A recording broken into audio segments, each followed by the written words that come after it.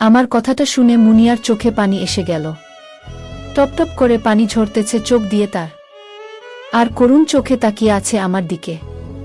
যেকো কথা বলার ভাষা হারিয়ে ফেলেছে সে। কিন্তু আমি কি করব? আমি তো যখন থেকে বুঝি আর জানি তখন থেকেই রুবিকে বউ হিসাবে মানি। মুনিয়া, কান্না করিস না, আমার খারাপ লাগে খুব। দেখ, তোর চোখের পানি দেখে আমারও কান্না আসতেছে। মুনিয়া, তুই তো সব জানিস তোকে কতটা ভালোবাসি আমি। তাহলে কেমন করে আমাকে রেখে অন্য কাউকে বিয়ে করবি? তুই দেখিস নাই কত ছেলে পিছে পড়েছিল আমার। তুই তো এটাও জানিস এলাকার সবাই তোকে আর আমাকে জামাই বউ বলে ডাকে। কে দে? আমি সব জানি আমি, কিন্তু তুইও তো সব জানিস, তাহলে কেন কান্না করতেছিস? মুনিয়াত, কেন কান্না করতেছি এটা তখন বুঝবি যখন ভালোবাসা হারাবি, নিজের পছন্দের জিনিস হারাবি, তখন বুঝবি। কে দে? মুনিয়া, আমাকে ভুল বুঝিস না তুই। আমার থেকেও ভালো কেউ তোর জীবনে আসবে, বুঝলি? আচ্ছা, তোকে তো আগে থেকেই সব বলেছি। মুনিয়া, বলেছিস, কিন্তু ওই ভাবে না। আমার সরল মনটাকে আঘাত করলি। আসলে তুই তো জমিদারের বংশধর আর এই এলাকার সব থেকে ধনীর ছেলে। আমার মতো মধ্যবিত্ত ঘরের মেয়েকে তুই কেন বিয়ে করবি? একদিন আফসোস করবি তুই আমাকে, তখন তোর খুব মনে পড়বে। কে দে? দেখ, ভুল বুঝিস না তুই। এটা আমাদের পরিবারের সম্পর্ক টিকিয়ে রাখার জন্য এসব করেছে দাদু। ঠিক সেই সময় আব্বা ডাক দিল, আর মুনিয়া চোখের পানি মুছতে মুছতে দৌড়ে ঘর থেকে বের হয়ে গেল। সত্যি মুনিয়া আমাকে খুব ভালোবাসে, এটাও জানি সে আমার জন্য পাগল। আর এখন এই কথাটা শুনে তার ভিতর যে জ্বলে যাচ্ছে এটাও ঠিক। এমন সময় আব্বা ঘরে ঢুকলো, সাথে একটা লোক আছে। মনিরুল, কিরে বাপজান? মুনিয়া কান্না করে বের হলো কেন? তুই কি কোনো বলেছিস নাকি? ওর কথা বাদ দেন তো আব্বা।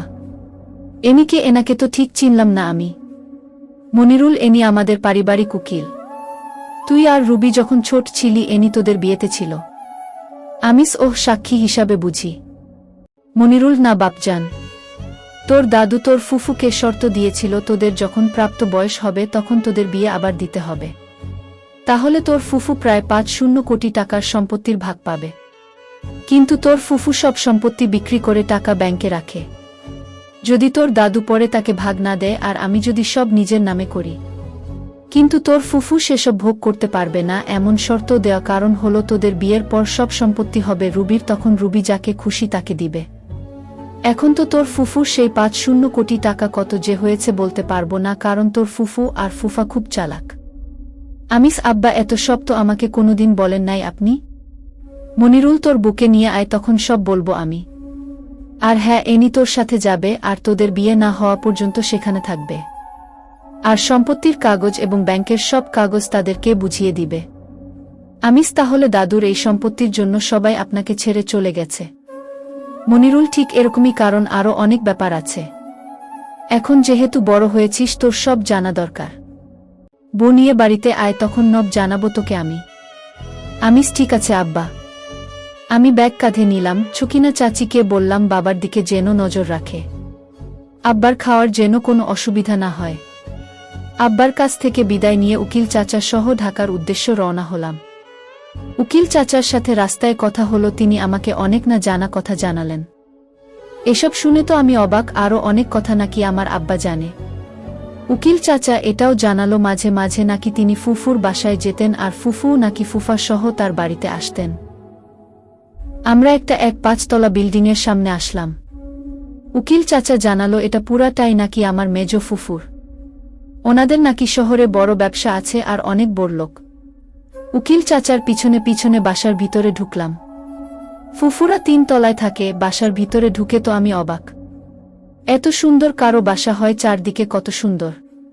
এমন সময় একজন মহিলার গলার আওয়াজ শুনলাম। উকিল চাচা জানালো এনি আমার মেজ ফুফু শাহেদা মজুমদার। শাহেদা কি? উকিল ভাই, আসতে কোনো অসুবিধা হয় নাই তো আপনাদের? উকিল, না না, অসুবিধা হয় নাই শাহেদা বুবু। শাহেদাক, এটা বুঝিয়ে আমার ভাতিজা হৃদয়, তাই না উকিল ভাই? উকিল, হ্যাঁ, এটাই আপনার ভাতিজা হৃদয়। শাহেদা, ওরে বাবা, আমার ভাতিজাটা কত বড় হয়ে গেছে। সেই ছোটতে কত কোলে নিয়েছি, নিজ হাতে খাইয়ে দিয়েছি। শাহেদা ফুফু এগিয়ে আসতে আসতে এসব কথা বলল।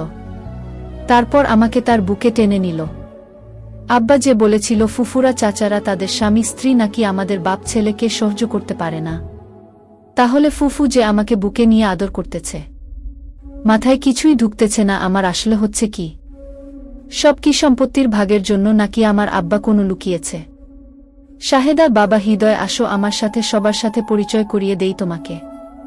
উকিল: হ্যাঁ হ্যাঁ শাহেদা বুবু, পরিচয়টা করিয়ে দেওয়াই ভালো হবে। শাহেদা ফুফু আমার হাত ধরে টেনে নিয়ে গেল। সোফায় অনেকে বসে আছে, এক এক করে ফুফা তার ছেলে, তার ছোট মেয়ে আর রুবির সাথে পরিচয় করিয়ে দিল। বাহ, এত সুন্দর আমার বুটা, কিন্তু এসব কি পড়েছে সে? শরীরের তো প্রায় অংশ বের করা, এটা আমার পছন্দ হলো না। কিন্তু অবাক করার বিষয় হচ্ছে সবাই কি রকম হাসি মুখে আমার সাথে কথা বলতেছে। আমি খালি অবাকের উপর অবাক হয়ে যাচ্ছি। মেজো ফুফা: আরে ছেলেটা এসেছে কতক্ষণ হলো, আর তুমি তাকে দাঁড়িয়ে রেখেছ? আগে বসাও, ওর জন্য নাস্তার ব্যবস্থা করো। কত দূরের পথ থেকে এসেছে সে। শাহেদাক: ওহ ভুলে গেছি তো আমি সব কিছু। বাবা হৃদয়, এখানে আমার পাশে বসো তো তুমি। শাহেদা ফুফু তার পাশে বসালো আমাকে। তারপর কাজের লোককে বলে নাস্তা, শরবত, মিষ্টি ফল, কত কি দিল খাওয়ার জন্য। প্রথমে খেতে লজ্জা করতেছিল, কিন্তু ফুফু নিজ হাতে খাইয়ে দিল। মনে হচ্ছে আমার মা আমাকে খাইয়ে দিতেছে। আমার সাথে সাথে উকিল চাচাও খেল। শাহেদাক: রুবি মাম্নি, যাও হৃদয়কে ওর রুমটা দেখিয়ে দাও, আর ওর সাথে কথা বলো, ওকে একটু সময় দাও। চোখ টিপে রুবিক: আচ্ছা মাম্মি, ঠিক আছে। হৃদয় তুমি আমার সাথে আসো, আর তোমার ব্যাগটা নাও।